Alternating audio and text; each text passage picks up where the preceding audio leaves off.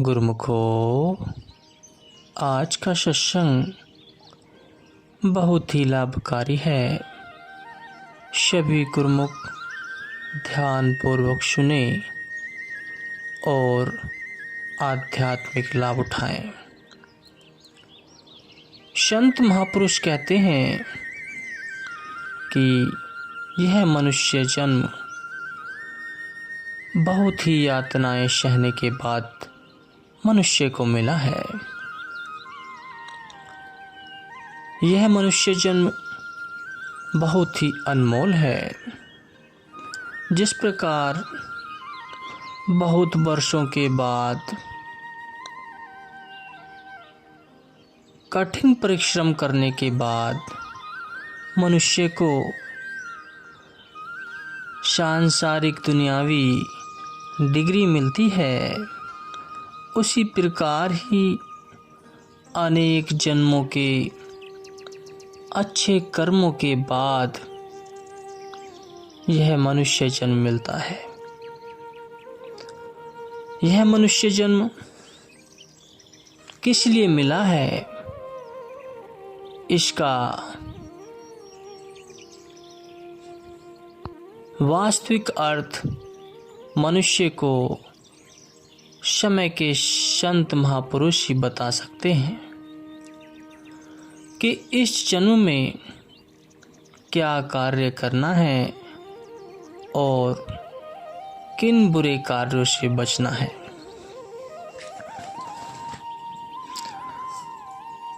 इतनी कठिनाइयों और परिश्रम से हाथ में आए हुए इस चीज की संभाल करने वाले ही समझदार हैं, क्योंकि वह अनमोल वस्तु है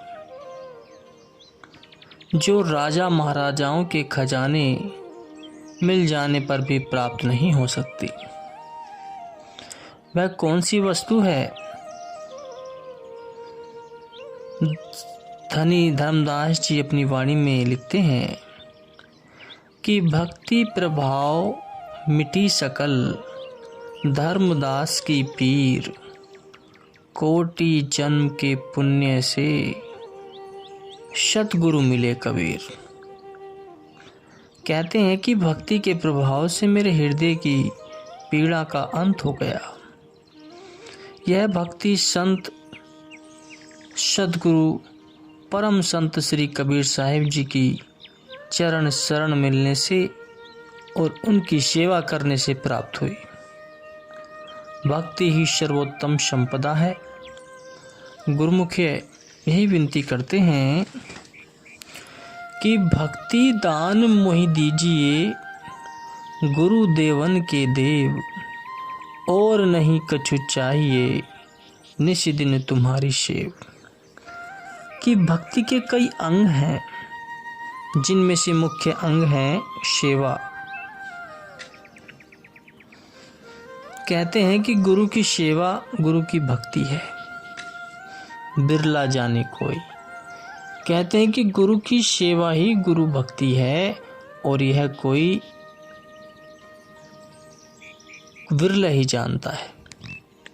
जिन्होंने स्वयं गुरु घर की सेवा करके लाभ उठाया है, उन गुरुमुखों की अनुभवी वाणियां इस सत्य की पुष्टि करती हैं। सेवा से मनुष्य का अंतःकरण शुद्ध होता है, और उस निर्मल अंतःकरण में ही ज्ञान का प्रकाश होता है। जो मनुष्य निस्वार्थ सेवा करता है, उसे फल भी उसी प्रकार का मिलता है।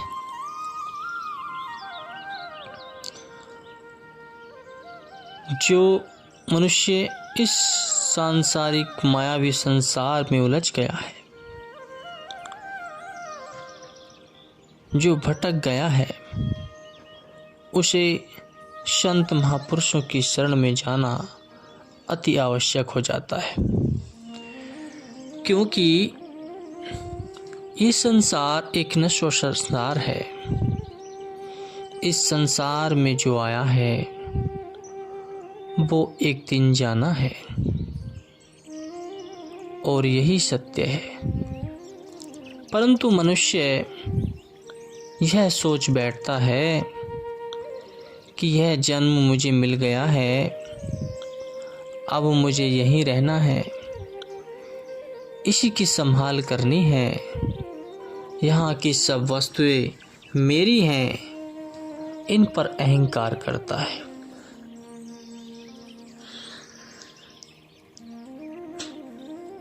पर ये किसी की नहीं है, सब यहीं रह जाना है। एक दिन इस संसार से कूच कर जाना है और जिस प्रकार खाली हाथ आए थे और खाली हाथ ही जाना है। इसका ज्ञान समय के संत महापुरुष ही बता सकते हैं कि मनुष्य को किस मार्ग पर चलना उसके लिए लाभकारी है। उसे भटके मार्ग से अवगत कराते हैं कि संसार में तुझे किस लिए जन्म मिला था और तू क्या कर रहा है। उसे परमार्थ की भक्ति करनी थी, जो माया की भक्ति में उलझ गया है। वक्त के संत सद्गुरु समय समय पर कोई न कोई ऐसी रचना रच देते हैं जिससे सेवकों को सेवा की अनमोल संपदा प्राप्त होती है और उनका जग में आने का प्रयोजन सफल हो सके। इसलिए सेवक को सदैव सेवा की ही मांग करनी चाहिए। बाकी चीजें तो सेवक के पीछे स्वतः ही चली आती हैं। यहाँ तक कि 3 लोगों के स्वामी सद्गुरु भी सेवा से रीझ कर अपने सेवकों के वश में हो जाते हैं। गुरुवाणी में वर्णन आया है कि सेवा करत होई निह कामी, तिस कऊ होत परापति स्वामी। कि निष्काम सेवा करता हुआ सेवक एक दिन अपने स्वामी से जा मिलता है। जिसे मालिक मिल जाए फिर उसे किस बात की कमी। जैसे जड़ को पानी देने से पत्ते अपने आप हरे हो जाते हैं, वैसे ही सेवा करने से सब फल सहज में ही प्राप्त हो जाते हैं। गुरुवाणी में वर्णन आया है कि 4 पदारथी जे को मांगे, साध जना की सेवा लांगे। संतों की सेवा करने से 4 पदार्थ मिलते हैं जिनमें लोक परलोक के सभी सुख आ जाते हैं। जिस सेवा से भक्ति की प्राप्ति हो उस सेवा की तो गुरुमुख को सदैव मांग करनी चाहिए। पुनः वर्णन करते हैं कि सतगुरु से वही ता सुख पावही, नाही ते जागा जन्म गवाही। कि सत्पुरुषों की सेवा करने से ही सच्चे आनंद की प्राप्ति होती है, नहीं तो जन्म अकारत चला जाता है। जो गुरु की सेवा किए बिना भक्ति की मांग करता है वह तो केवल पानी का मंथन करता है, जिससे कोई लाभ प्राप्त नहीं होता, अपितु समय ही नष्ट होता रहता है। सेवक को सेवा के दात को सद्गुरु की विशेष अनुकंपा व उनका दिव्य प्रसाद समझना चाहिए। श्री गुरु नानक देव जी ने भाई लहणा जी के सर के ऊपर गीले घास का गट्ठर रखवा दिया। गुरु साहिब जी की धर्मपत्नी ने कहा, यह आपने क्या किया? उसके बहुमूल्य रेशमी कपड़ों को कीचड़ से लथपथ कर दिया। तो गुरु साहिब जी ने फरमाया कि हमने तो इस पर वह रंग डाला है जो जन्म जन्मांतर तक भी नहीं उतरेगा। ये कीचड़ के छींटे नहीं अपितु केसर के छींटे हैं, जिसका भेद समय आने पर पता चलेगा। संतों की मौज को आम जीव भला कैसे समझ सकता है। श्री गुरु अमरदास जी नियम से रात के आखिरी पहर में जबकि अंधेरा ही रहता है, श्री गुरु अंगद देव जी के स्नान के लिए नदी से गागर में जल भर कर लाया करते थे। एक दिन पांव फिसल जाने के कारण वे गागर सहित गड्ढे में जा गिरे। आवाज़ सुन वहाँ समीप ही रह रही जुलाहन के मुख से अनायास ही निकल पड़ा कि यह कोई और नहीं, अमरू निथावा ही होगा।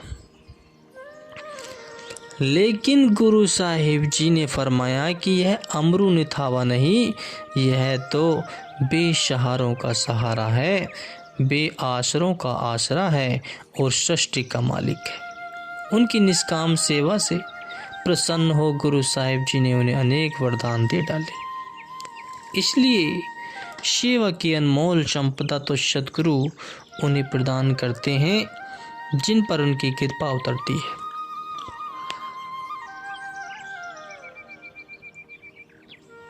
जिन गुरुमुखों को गुरु घर की सेवा प्राप्त हो जाए, उन्हें अपने भाग्य की सराहना करनी चाहिए। गुरुदर की जो सेवा मिले उसे हित चित्त से करके जीवन में लाभ प्राप्त करें। नित्य ही सेवा की मांग करते हुए नवीन उत्साह व जी जान से उसे करते हुए अपने मालिक की प्रसन्नता प्राप्त करें और जन्म को सकारात्मक करें। इस जीवन का कल्याण तभी हो सकता है जब संतों की सेवा में सच्चे मन से, लगन से इस शरीर को निछावर कर देंगे। संतों की सेवा व्यर्थ नहीं जाती है, वो अवश्य रंग लाती है। जो मनुष्य अपने तन मन धन को महापुरुषों की चरण में निछावर कर देते हैं, उसका कल्याण हो जाता है।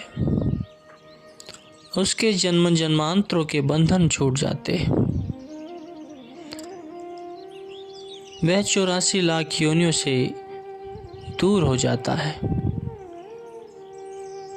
श्री गुरु महाराज जी द्वारा फरमाए गए रूहानी बीमारियों को दूर करने वाले वचन हैं। जो बड़ भागी इन्हें अमल में लाते हैं, वे यकीनन रूहानी लाभ प्राप्त करते हैं।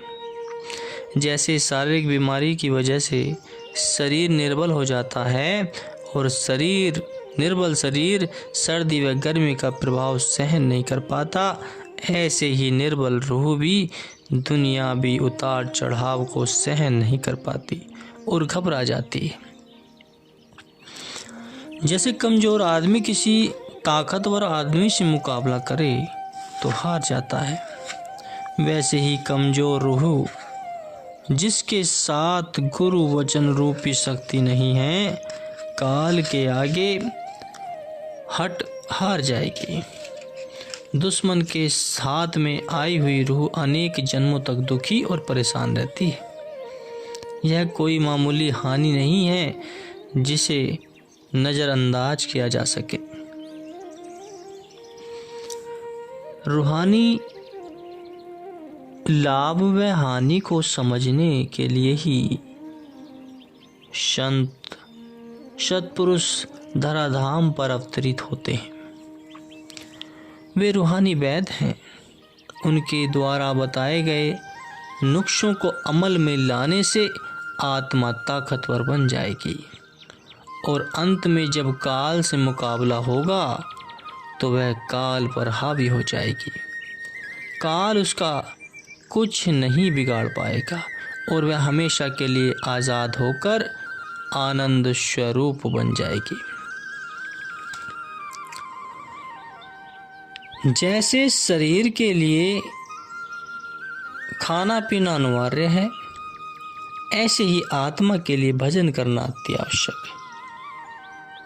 जो आत्मा सतगुरु के शब्द में लीन हो जाती है, वह दुनिया के झमेलों में नहीं फंसती। सतपुरुष फरमाते हैं कि केवल उस व्यक्ति की बात पर विश्वास करो जिसकी सुरती सच से जुड़ी हुई हो। जिसकी सुरती सत्य का अनुसरण नहीं करती, उसमें स्वार्थ व खुदगर्जी की खोट मिल जाती है। मैले अंतःकरण से गुजरने के कारण वह पाक साफ नहीं रहती। जैसे हवा अगर गंदगी के ढेर से गुजर कर आएगी तो दुर्गंध स्वतः ही अपने साथ ले आएगी, वैसे ही अशुद्ध अंतःकरण वाली हर भावना भी अशुद्ध व मैली हो जाती है। जैसे हमेशा गंदी हवा का सेवन करने से स्वास्थ्य बिगड़ जाता है और कई बीमारियां लग जाती हैं, वैसे ही मैल व अहीनता से भरी बातों पर विश्वास करके उन्हें चित्त में रखने से रूहानिया बीमारियां लग जाती। उच्च कोटि के संत सत्पुरुषों की निर्मल व शुद्ध वाणी का मनन करने से ही रूहानियत में लाभ मिलता है। कभी भी अपने मन की बातों पर विश्वास न करो। प्रत्येक तथ्य को संतों के वचन रूपी कसौटी पर परखो। कुदरत का यह नियम है कि जो चीज हृदय में प्रवेश कर जाती है वह अपना प्रभाव अवश्य दिखाती है। इस कारण सदैव सतर्क रहो। प्रपंच में मिथ्या वाद विवाद से दूर रहो। किसी की निंदा न करो और न ही किसी की निंदा सुनो। सदैव दूसरे की अच्छाइयों पर नजर डालो, बुराइयों पर नहीं। अपने अंदर सद्गुण भरने का प्रयास करो। सतगुरु के आगे सदैव यही प्रार्थना करो कि वे ऐसी शक्ति प्रदान करे जिससे दिल में केवल उन भावनाओं को ही स्थान दिया जाए।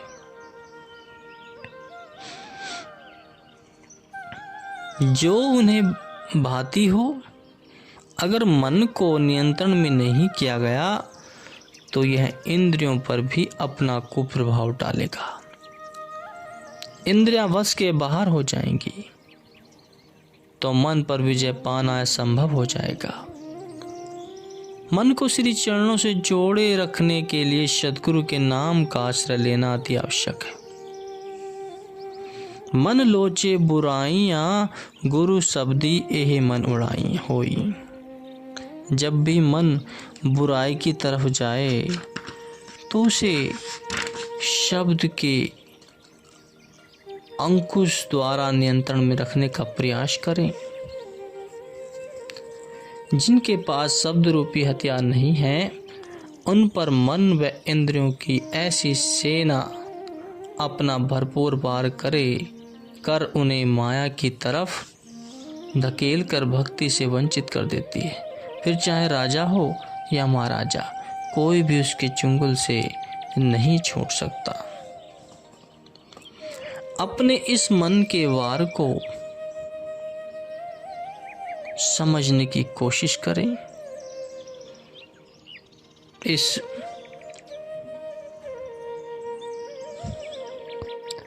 इस मन को नियंत्रण करने के लिए आवश्यक है कि मनुष्य को संतों की शरण में जाना चाहिए और उनके बताए हुए मार्ग पर अग्रसर होना चाहिए। जो संतों के बताए हुए मार्ग पर चलते हैं वे ही मन पर नियंत्रण कर पाते हैं और इस सांसारिक मायावी दुनिया से अपने आप को बचा सकते हैं। क्योंकि ये दुनिया तो एक माया जाल है, जो इसमें फंस गया वो इसके चुंगल में फंस गया तो वो नहीं बच पाता।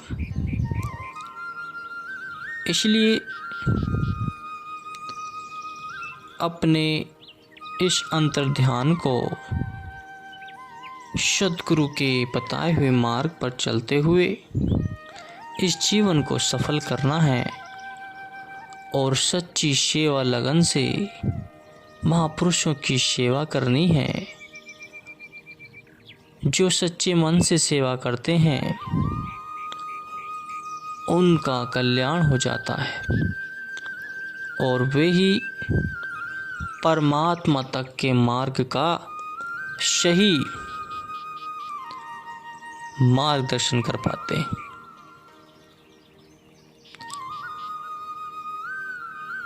संत महापुरुष मनुष्य का कल्याण चाहते हैं और सच्ची राह उन्हें प्रदान करते हैं, जिससे मनुष्य जन्म मिला हुआ व्यर्थ नहीं जाता। इस जन्म को व्यर्थ नहीं जाने देते और अपने बताए हुए नियम के अनुसार मनुष्य को प्रेरित करते हैं कि अपने इस कर्म को सही तरीके से करने का मार्ग दर्शाते हैं मनुष्य को। सभी मनुष्य जो संतों के बताए मार्ग पर चलते हैं, उनका जीवन हमेशा खुशहालियों से भर जाता है और इस जीवन का कल्याण हो जाता है। बोलो जयकारा, बोल मेरे श्री गुरु महाराज जी की जय।